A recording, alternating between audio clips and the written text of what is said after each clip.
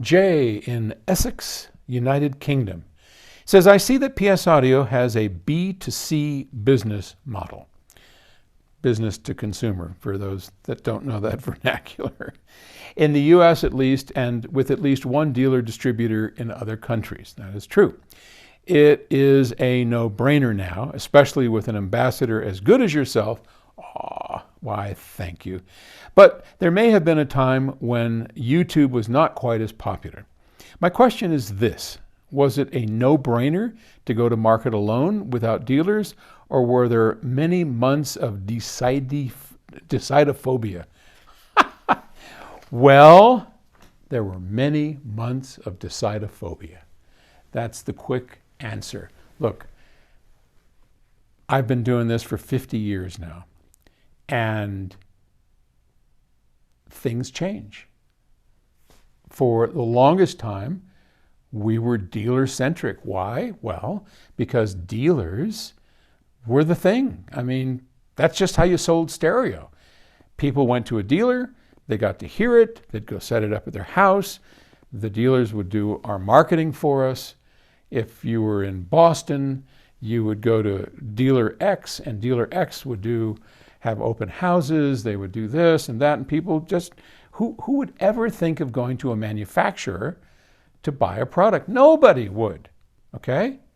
And then over time, the marketplace changed, and then we had mail order houses, Audio Advisor, Music Direct, and now it was a little different. You could pick up the phone and have something shipped to you from one of those dealers.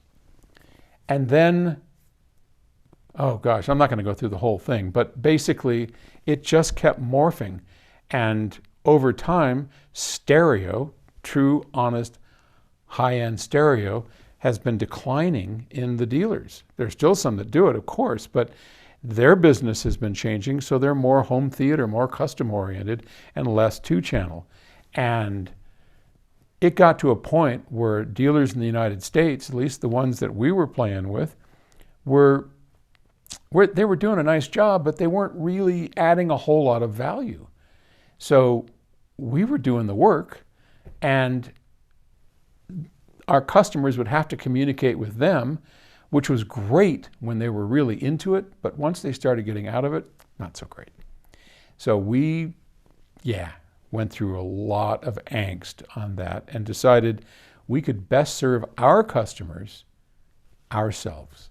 Now, having said all that, it's worked out very well. Our customers are generally pretty happy. They get to take home a product, play with it for a month. If they like it, great. Send your trade back in. We take care of it for you.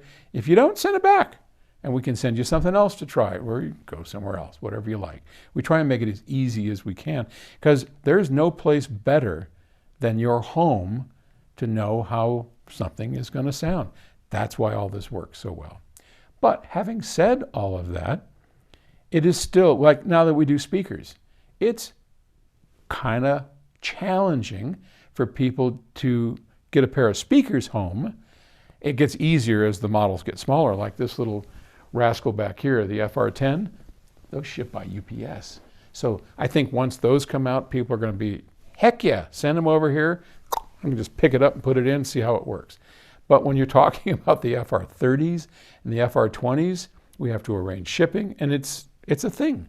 So people would like to go to a dealer to hear it first, make sure it's of the quality they want. And we may go back to having a few special dealers, particularly for loudspeakers, but who knows.